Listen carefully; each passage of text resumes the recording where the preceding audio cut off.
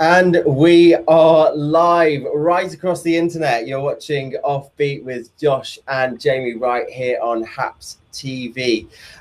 Now, welcome to everyone who is in the chat. Hello to Daniel Goff, who is watching from Westminster, United States. Okay, fantastic. I didn't know they had a Westminster, but they apparently do. And we have today the return of Josh Rom to Haps after his business trip. Around the world, a business trip around the world in 80 days. And here he is back with us here tonight on Haps to go through some major sort of showbiz stories. We really haven't saved any of these. These have all broken in the last few days. Some really big things to get into tonight, Josh.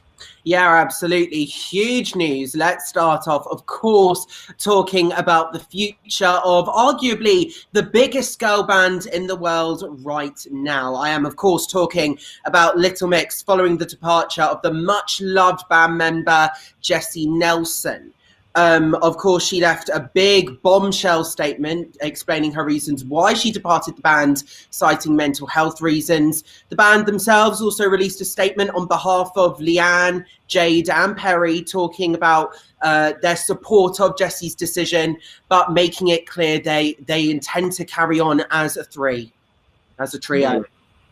And I mean, it was the news that we all sort of suspected that was coming. She took that extended break. She wasn't there for the VMAs, the end of their reality show, The Search.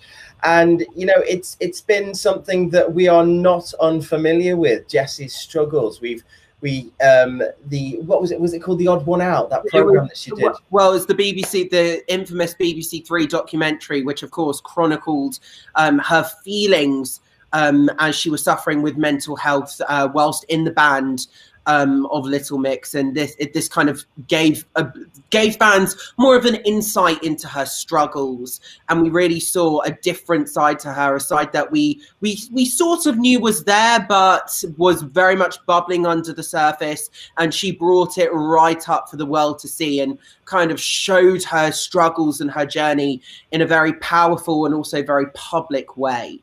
And then, of course, over the summer, we've seen problems with Jesy and her position in the band.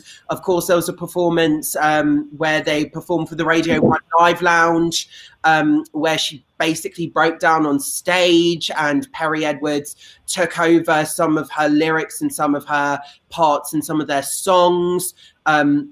And then there are also behind-the-scenes footage during those kind of not ad breaks, but during those sorts of breaks in between songs, where we saw the other band members trying to calm her down, and she was breaking down on stage. And I also, looking at other performances like the Meerkat Music performance over the summer as well, you could see she wasn't quite comfortable on stage. So this is something that we know has been going on for a while. Of course, earlier this year, she released a statement saying, or at least the band released a statement saying that she will be taking an extended break from the band, explaining her absence from, as you said, Little Mix, The Search, their BBC television show. Of course, as well, their latest album, LM6. She's been very much absent from the promotional trail. When the band made an appearance on the Jonathan Ross show, she was noticeably absent in promoting the music. In terms of social media, she hasn't been nearly as active as the other members in terms of promoting their music and promoting their work and promoting their material. So when she took the extended break, a lot of us were already speculating maybe she already departed the band, maybe she already made her departure, but maybe she wasn't. That would make sense, wouldn't it? I was going to say she wasn't 100% sure of her departure, so maybe the band wanted to give her the time and the space to think things over with, and obviously, ultimately, she made the decision. And instantly as well, I think speculation was rife when she made the announcement of her extended break that this was something to do with her mental health as well. So I think the main message that we get from this is that hopefully she does get the help that she needs. Well, I mean, 9 years in the band, 9 years not under the kindest spotlight, it must take its toll. And I think the public when we saw that documentary with the BBC that she did, we really understood the toll that it did take, because, you know, she just left her teenage years pretty much when she shot to fame on X Factor. It's a similar situation, I think, that happened with another X Factor band, One Direction. I think we saw Liam Payne, talking on TikTok that it was, I think the words he said was that she'd zaned out. So I don't know what he knows about what's going on in the inside. He must probably be able to understand it a bit more than what we can probably speculate on. So maybe, you know, I mean, I'm not sure Zayn got the same online abuse that Jessie did, but fame in that sort of framing can affect people in very different ways. And some people, sadly, just aren't built to be in the limelight. Had the hashtag Be Kind sort of thing that everyone's toting been around 9 years ago when Jessie and the rest of the girls won X Factor, could we be in a different situation, do you reckon? I don't know is the answer, because I think if the BBC Three documentary showed anything, is that from day one on the X Factor, from when the band was effectively put together on that reality show, Jessie was receiving a lot of criticism and abuse, saying that she's the, quote, fat one, the chubby one. Even when the band were established and they came back to the X Factor to perform a new song, and Jessie lost a considerable amount of weight, Katie Hopkins, for example, even went on the attack and called Jessie the chubby one. So, you know, the documentary has shown that this sort of abuse has been going on for a while. And whilst in terms of body image and imagery and in terms of the limelight, it is slightly different for boys and girls and men and women, I think what's very clear is under intense scrutiny, if somebody is a little bit different, they are going to face more heightened scrutiny. And I think Jessie, from day one, it's very clear that her position in the band, she felt more uncomfortable than the other three, and she felt out of place. What's also very noticeable and very notable is the statements coming from Little Mix's camp in the press. So The Sun released a story today coming from a source very close to the band, which was effectively doubling down on the band's message, saying they intend to continue as a trio, and they're already working on LM7, another new album already. If I know anything about showbiz, I can only guess who the source is. I expect the source is very close to the band, maybe even dealing with them and working with them on a day-to-day basis. And I think the band at the moment as a trio with Jade, Perry and Leanne, I think they want to emphasize the message that they are going to do a One Direction, they are going to do a Spice Girls, where at least with another album, they're going to continue on as a trio despite a member departing from the band. Of course, this isn't unprecedented. We've seen One Direction continue for another album after Zayn. And of course, in terms of girl band, the Spice Girls did this after Jerry left. They released another album with two very prominent singles, Goodbye and Holla. So this isn't unprecedented. And I think the band want to double down on the message. They want to reassure their fans that they intend to keep on going. Because of course, there have been rumors of all four of the girls embarking on solo careers. But listen, after a decade in it, then of course you're going to decide, you know, want to explore other areas. We're forgetting that they're a manufactured band, just like One Direction, just like Spice Girls. You know, if you know they haven't got here on their own creative merit. You know, they're fantastic musicians, great singers, great personalities, and I think great role models for their, you know, young, largely female fans. But I think after a year, 10 years in the business, they probably are ready to explore their own creative paths. I know that Leanne's going to be doing some acting and that sort of stuff, but I think this is the first time. It's not unprecedented, but it is the first time that we've had such an inside look into the reasons why this is happening. If we think back to Zayn, we had suspicions, there were things in the paper, but never the real rawness and the honesty that we're seeing this time around. Well, you said that Jerry has since been very open with her bulimia. Maybe at the time it wasn't so public. But, exactly, but we're seeing it in real time this time. We are seeing it in real time, and I think obviously fans have realized, or at least I think have come to terms with the fact that this has been coming for a while. But something interesting that the source did say to The Sun is that they don't expect the solo projects to start until at least 2022 at the earliest. So they're busy girls, aren't they? They are. There's more. I think what the source is trying to say, and double down on the message, is there is more in it for the band. This is not the last that we are going to see and hear of Little Mix. And the three girls, Perry, Leanne and Jade, are very, very keen on continuing as a trio.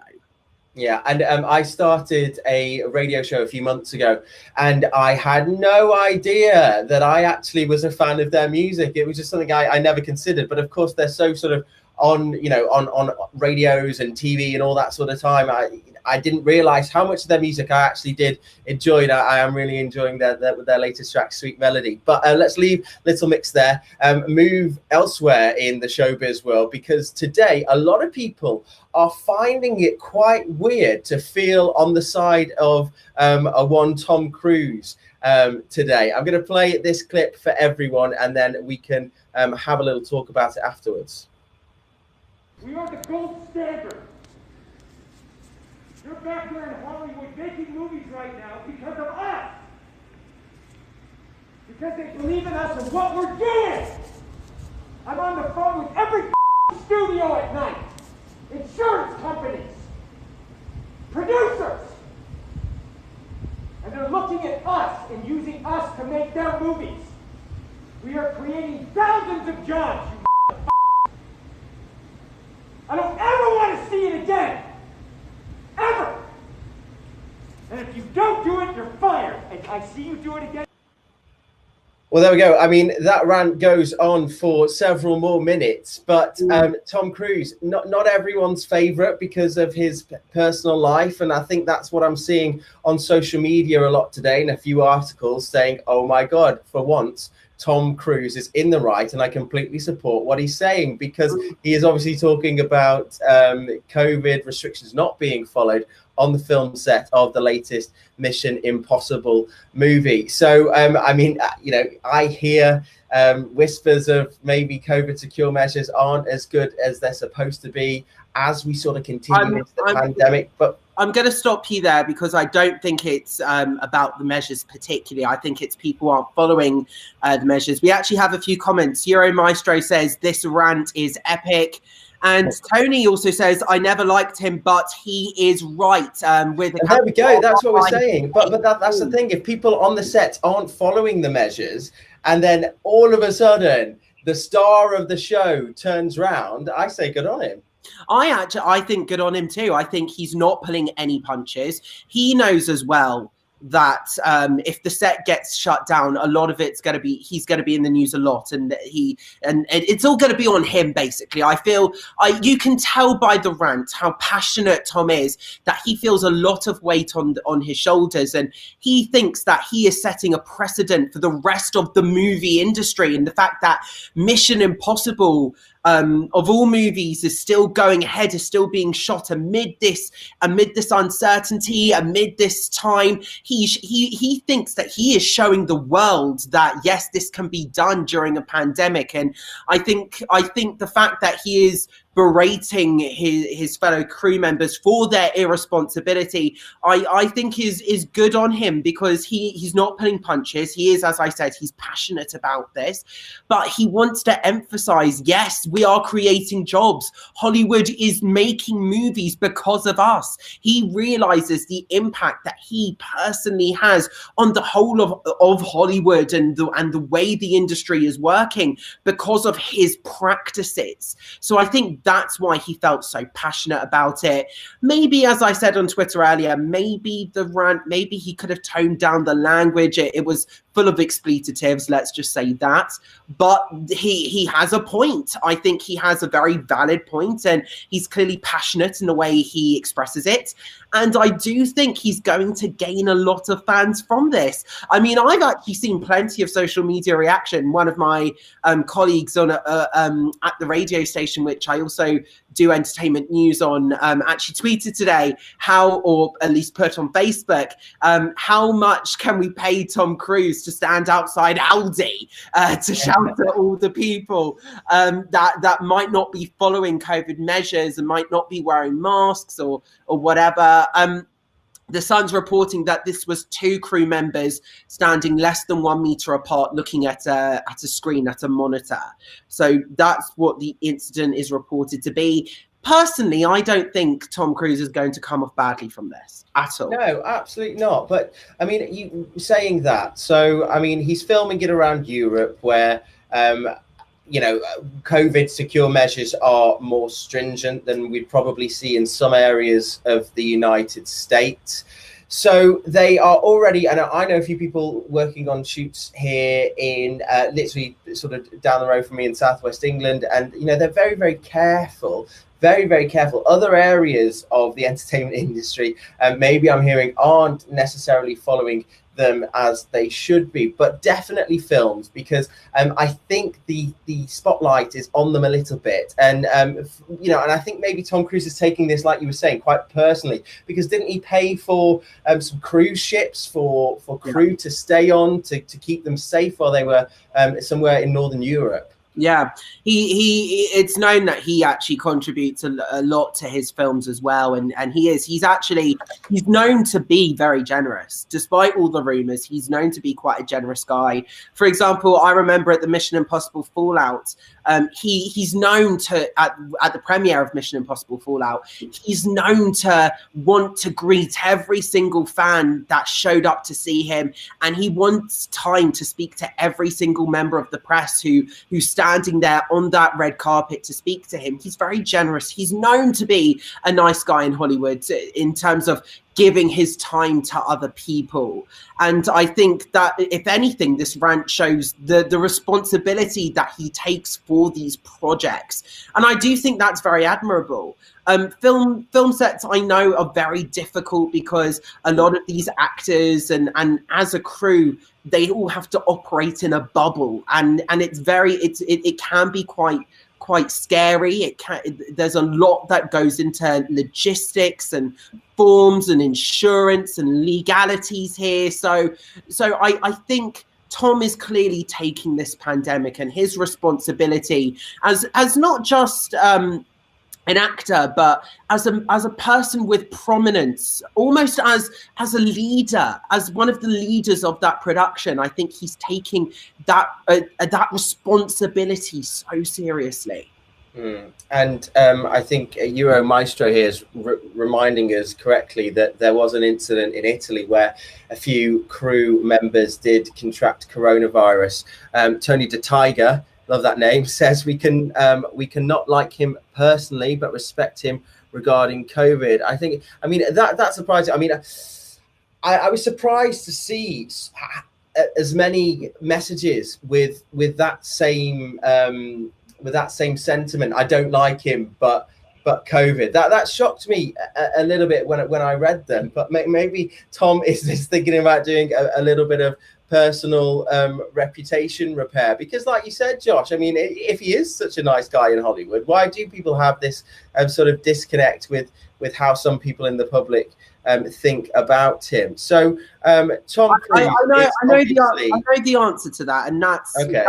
That's a combination of obviously his well-known links to Scientology, and of course I'm not going to comment directly on Scientology because there's so much debate in the public about that, and I don't think it's my place to comment on other people's beliefs. But obviously I know his links to Scientology, and those strong links to Scientology obviously have some sort of effect on a public persona. But regardless of that as well, I think some of his media appearances haven't necessarily gone, let's just say, according to plan. When, for example, he jumped on the sofa on the Oprah Winfrey show, and all the rumors that came out of his and Katie Holmes's wedding, and other bits and pieces with Nicole Kidman, and you know, there's lots that goes on in his private life that has been speculated. So those are the reasons for his disconnect. All I will say is I have met Tom. I have interviewed him on the red carpet, and he actually seems like he is quite the gentleman when it comes to Hollywood actors. I have met some really lovely Hollywood actors, some not so graceful Hollywood actors, but Tom, it may be a facade, it may not be a facade, but he does seem like a real gent, and he wants to give his time out to people. I think there is a certain perception that has been built over the years, which is why there is this disconnect. Personally, I don't feel like I am able to comment, because what Tom believes in are Tom's beliefs. And I think when it comes to religion, who are we to judge on somebody's beliefs? Do you know what I mean? Yeah, to a point. I mean, there are wider conversations that we could have, which we aren't going to have today, I think. The debates that go around on Scientology is another sort of, you know, we could go on and on and on about Scientology, but this isn't about Scientology here. This is about Tom and his reaction to COVID, and maybe how he is as a person as well. And personally, I think he's going to come across well. We have had another comment actually from Daniel, who says, Jamie, are you and Josh getting the vaccine? Well, yes, as soon as it's available, absolutely, let's do it. I couldn't agree more. Not agree more. So I think Tim David is agreeing with us here, Josh, and more information on where the Westminster exactly is in the United States. So thank you for that, Daniel. Also, just want to say thank you to Paula, Tim, and Bob, who have all subscribed here tonight on Haps. If you would like to do so, please do follow me and Josh. You can literally click to our profiles somewhere near our faces. But I just want to, the one thing that, maybe this is the skeptic in me. He did do a lot of name checking in his rants, Josh. Can we read into that at all, do you reckon? You know, he called out studios. He named them. Did he know? He knew that this was going to get into the press and travel very far. Yes, I did. But to be honest, I've been speaking with a few colleagues today, because a lot of people have been quite cynical about this. If Tom doesn't necessarily need any more press. I think he genuinely believes, and maybe his entourage around him believes, that he is possibly one of the biggest stars in the world, and I think he is certainly up there. He can talk, he can say the word wow, and it will land on the front pages of the New York Times. Do you know what I mean? Like, that is how newsworthy Tom Cruise is. So when I think about this rant, I don't think this was for personal gain here. I think if this was a planned message, maybe, because that's what some cynics and some critics have been saying today. I think and it is a big if the rant was planned or orchestrated in some way, I actually believe it wasn't for any sort of personal gain. I genuinely think he wanted to spread a message out there. And I think this was all about him setting an example, and also almost taking ownership of the role that he feels he is setting an example for the rest of the movie industry. Maybe.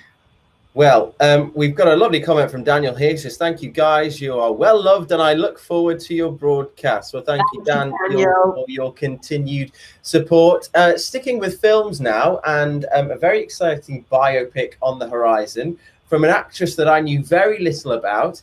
Just looking into her sort of credits, one of the biggest things that she's been in, aside of a Star Wars film, is a Channel 4 series called End of the Effing World, which I absolutely hated. So maybe that's why I know nothing about her. So maybe, Josh, you can give us a little insight on Naomi Ackie. Yeah, well, as you said, she was in Star Wars Rise of the Skywalker. She was in The End of the Effing World.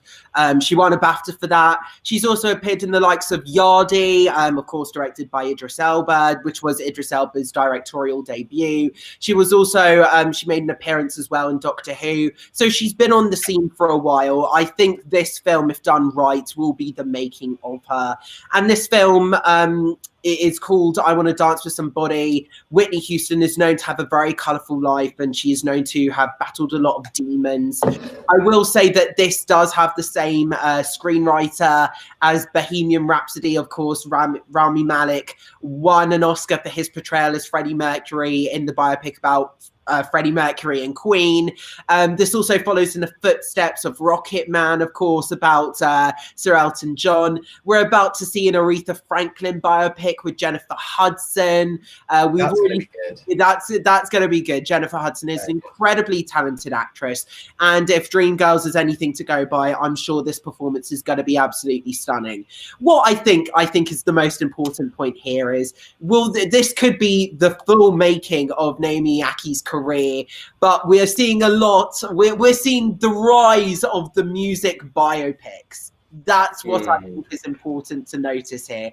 You know, Rocket Man, but it started really properly. Well, I mean, biopics have been going for years. Biopics are always strong contenders.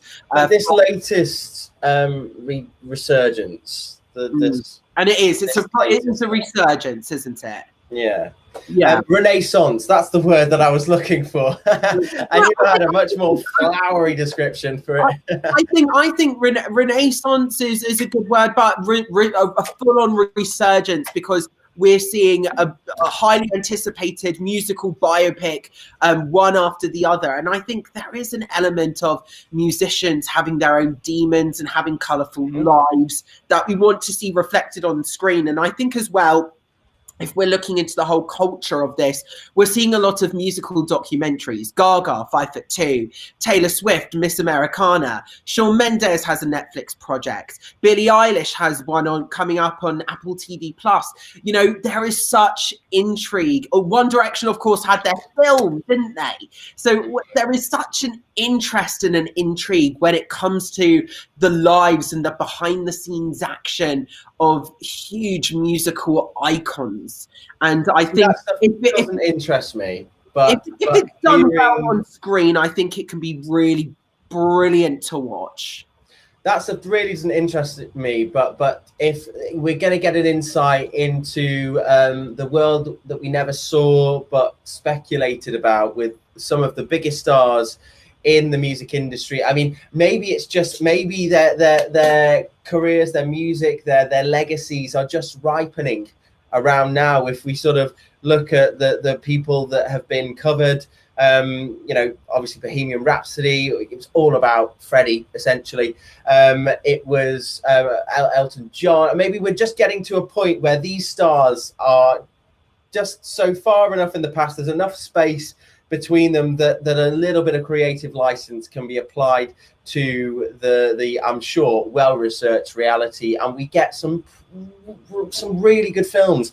And I think it's the quality. I mean, how many documentaries have you sat through where it's like the dark truth of Michael Jackson or Whitney Houston's sad last days? How many of those? And they're just talking head. What we're getting is really beautifully produced, well written, cinematically intriguing films, plus you're getting an insight into the lives of some of the biggest musicians, and then it just leads me to think, who are the music stars that are on the stages now that we are going to be getting in, maybe 25, 30 years time.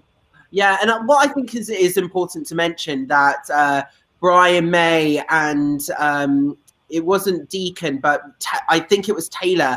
They were both consultants on Bohemian Rhapsody. Yeah, John as well was a consultant on Rocket Man. So we have had creative input from people who were there in those moments, who were effectively were living those lives, and who was present for all the events depicted. So yes, there can be creative license taken, and that is obviously fact. As producers of The Crown, or at least the royal family, would continuously like to emphasize in terms of The Crown, they like to emphasize the fact of creative license.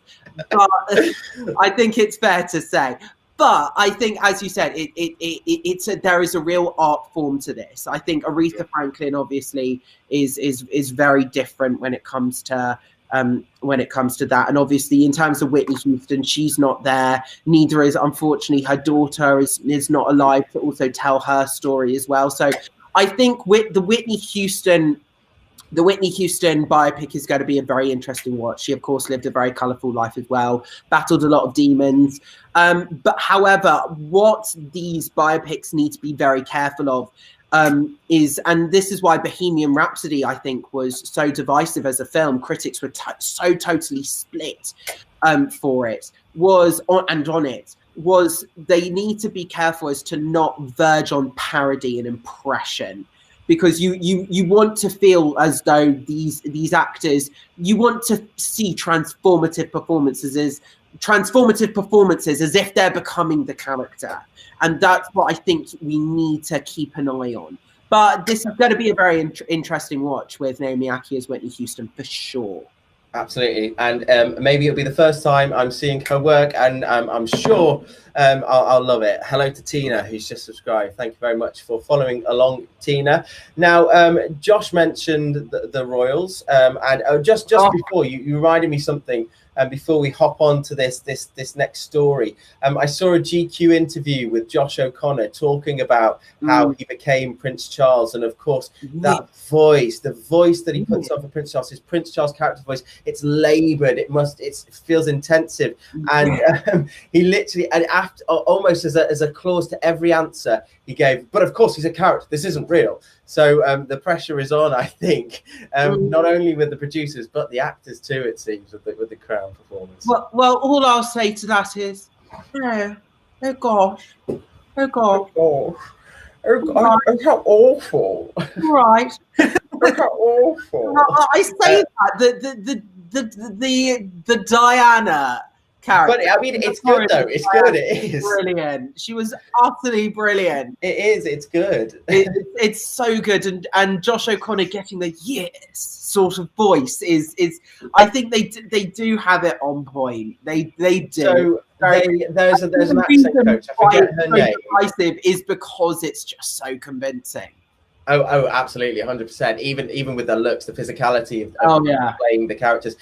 So in Josh's interview, he did say that there was an accent coach that worked with sort of everyone, pretty much, in The Crown to get the accents just right. And I think more in the latter series, because these people are actual people that we have a lot of good audio recordings of, so we can really imitate their accents really, really well. And he said that they, and you just said it, the way that they said yes, they don't say yes like we would say yes, they say ears.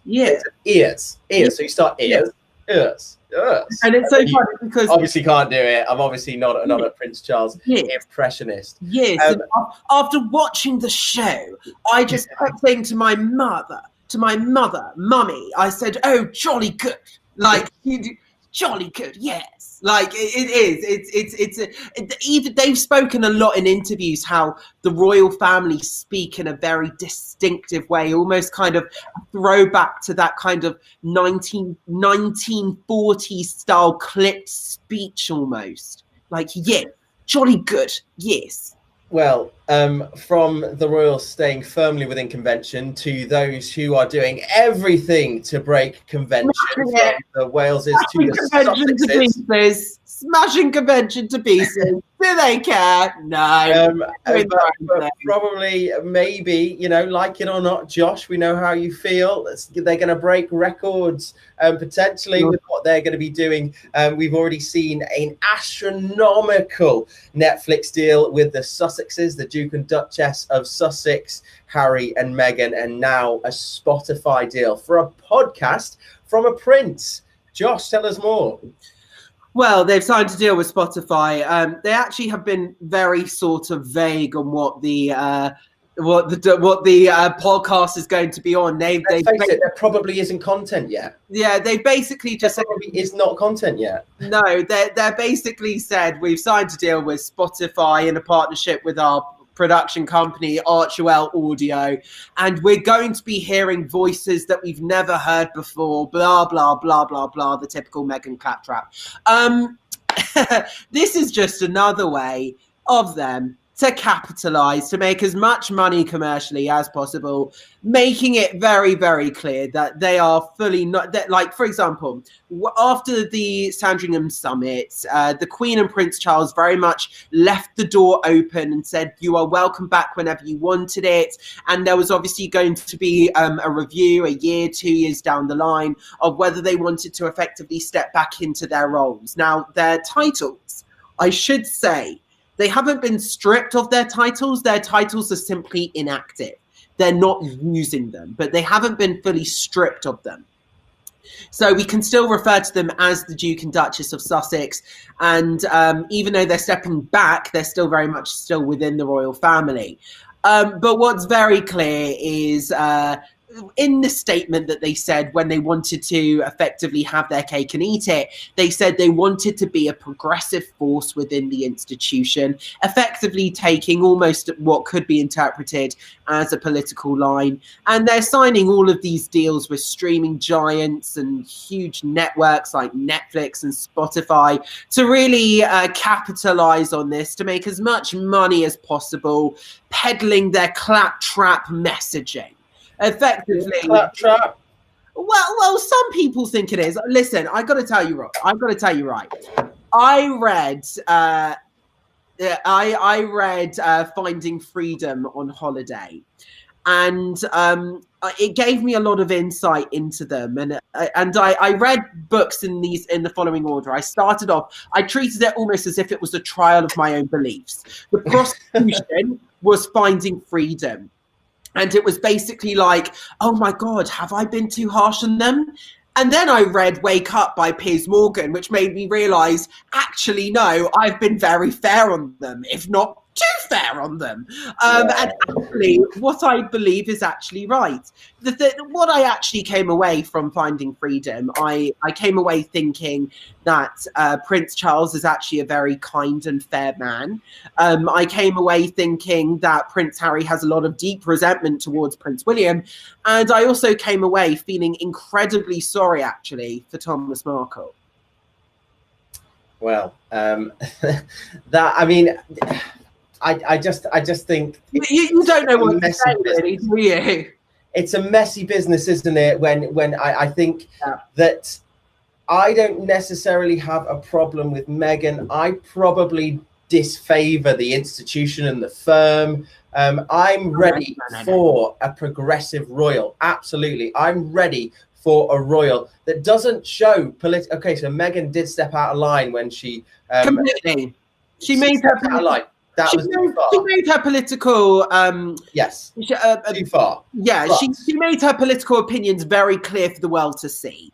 And if you don't change with the times, the public are the most important thing for the royal family and their continuation. They need to change with the public. The Queen isn't ready for that. Philip doesn't want that to happen. I really thought that Harry and Meghan could have been a catalyst in the right direction. And it seems, for all intents and purposes, that has failed. So maybe what we are seeing now as a result is just because of that. They didn't want to change. So now they are all power forward in the direction that they always wanted to go in. Listen, the monarchy, I am a royalist here through and through. I believe in the monarchy. I believe in its future, and I believe in its benefits towards our country. I think the Queen is an amazing lady. The Crown has actually not really altered my opinion on Prince Charles. I think apart from a lot of what he says about climate change, obviously that's a whole nother debate. And arguably that could potentially be a political issue as well to some people. I think Prince Charles is coming across like a fair man, and who doesn't love Prince William? Who doesn't love Prince William? What I will say is I think Harry and Meghan throughout the pandemic have just appeared so out of touch, and they felt like what they have to say is just so important. And I feel let down from them. I really do, because I almost feel as though they've abandoned us by swanning over to California and living their celebrity lifestyle, paddling out their claptrap messaging, yet still asking for privacy. There is just so much about it which doesn't ring true. And can I just say, right, I originally loved Meghan. When she came into the royal family, I said, yes, this is amazing. This is a new generation, a royal for a new generation. And that's the thing. I think you can still have a younger generation of a royal, but it's the political messaging and the hypocrisy of their actions. That is what I cannot stand. And also as well, I think as well, I know there's been a lot of debate about the kind of treatment of her in the press, and there are accusations from some of their camp, or at least some of Meghan's supporters, that the press has been racist in terms of their approach. I actually don't believe they've been racist. I believe, and reading Finding Freedom as well, I think they've drawn to the wrong conclusions. I think certain members of the press were critical of her, and overly critical of her, not because she of her race, but because she's an American actress.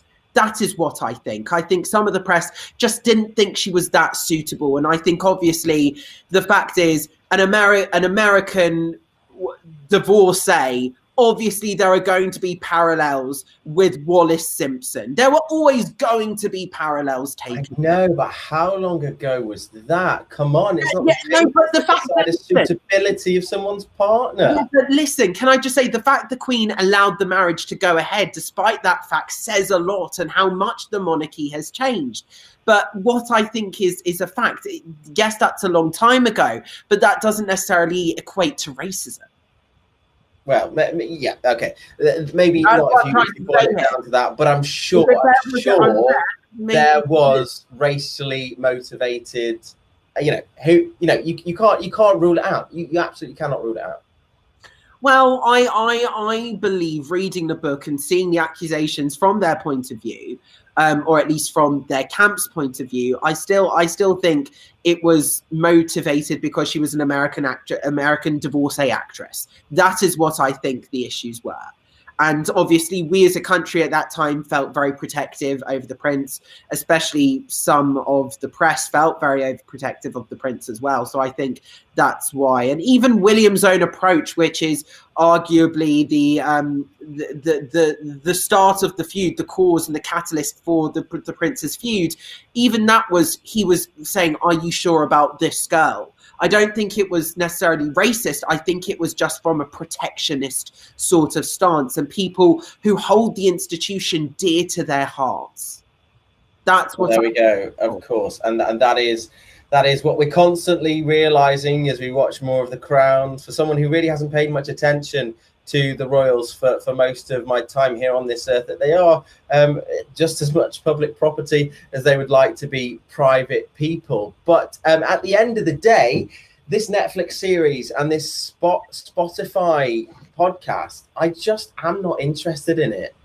Well, I feel we were discussing before we went on air tonight about kind of what sort of a program this will be, and I think it will be so, like you said to me earlier, I completely agree. I think it's going to be so totally manufactured in every single detail, and I think there are going to be so many cooks in this podcast kitchen that it might not actually be worth listening to, because will it sound genuine? Will it sound spontaneous? That's what I think why people like Joe Rogan successfully cultivate. And My Dad Wrote a Porno is because you never know fully what's coming up next.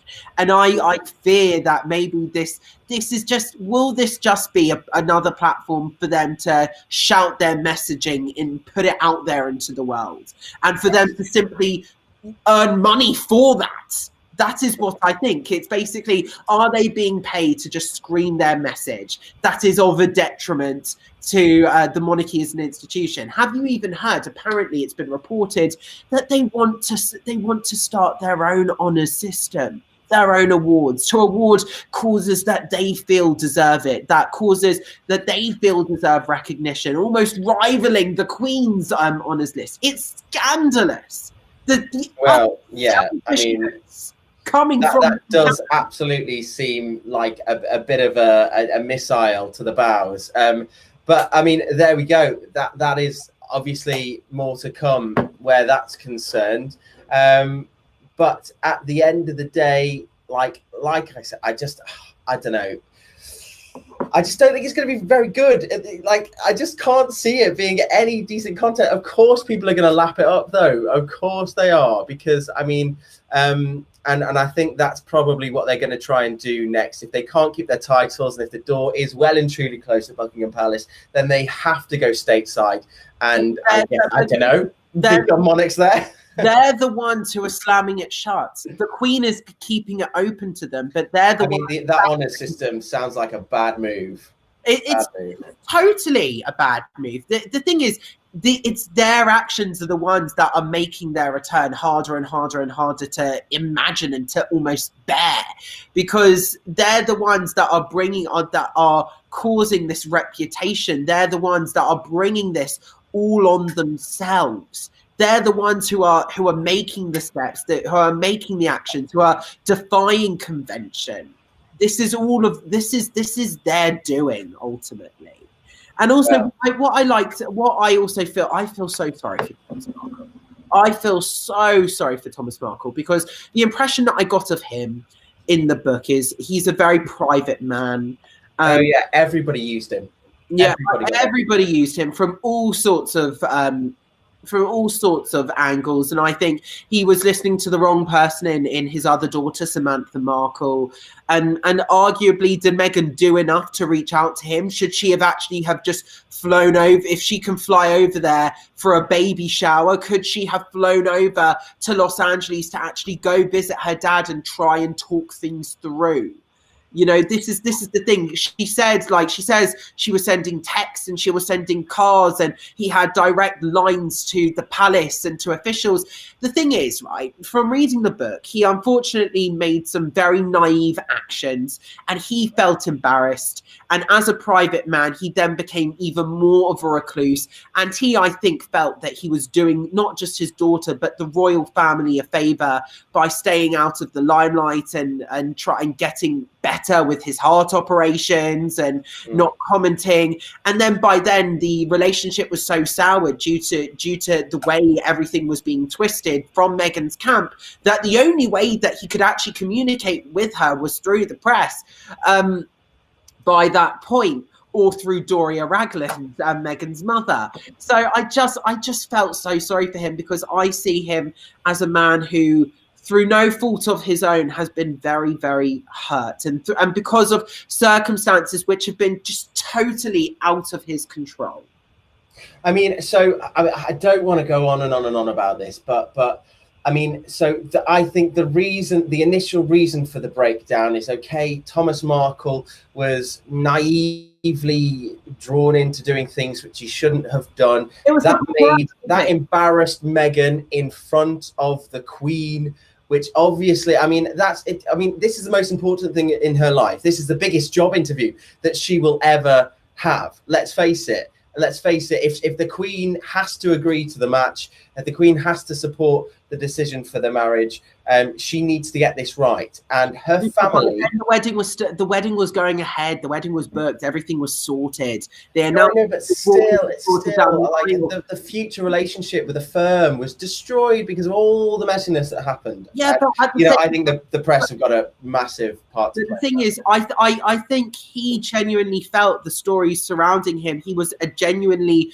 embarrassing the royal family and embarrassing Meghan, and it was outside of his control. And I think he tried to take control of that by collaborating with the paparazzi, and unfortunately it was a very naive sort of action that backfired massively. But I genuinely think his heart was in the right place in doing that. And That's